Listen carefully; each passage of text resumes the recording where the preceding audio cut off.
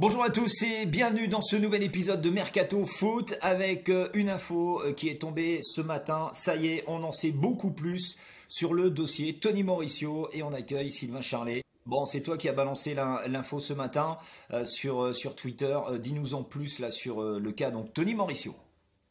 Oui, en effet, Tony Mauricio est sur le point de quitter le Racing Club de Lens. Il devrait s'engager avec le Football Club Sochaux-Montbéliard, un club de Ligue 2. Alors, pour l'instant, on n'a pas de détails sur la transaction. Est-ce qu'il s'agit d'un transfert? Est-ce qu'il s'agit simplement d'un prêt? Toujours est-il que le joueur est en train de passer ce matin sa visite médicale. Donc, il devrait, dans la journée, confirmer qu'il quitte le Racing Club de Lens. Tony Mauricio, il a rongé son frein tout au long de la saison sur le banc du Racing Club de Lens. Il a quand même été très peu utilisé par Francaise et son staff. C'est un joueur qui a seulement disputé tout au long de la saison sur l'ensemble des compétitions 571 minutes. Quand on regarde les temps de jeu, eh bien, il est très très loin du joueur de champ le plus utilisé qui est Grady avec 2918 minutes.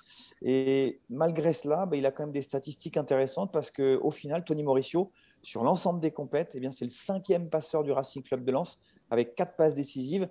Le meilleur, c'est Jonathan Klaus avec 7 passes. Après, il y a Kalimundo, Jean et Kakuta. Et Tony Morisseau est cinquième. Ce qui semble se dessiner, c'est la montée en puissance du jeune Pereira da Costa, qui a prolongé son contrat avec le Racing Club de Lens.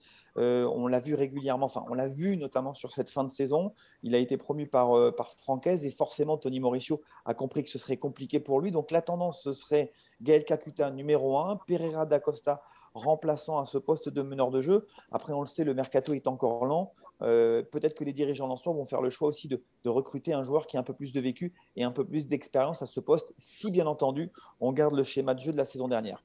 À très vite pour un nouveau point Mercato Foot sur le Racing Club de Lens. Salut.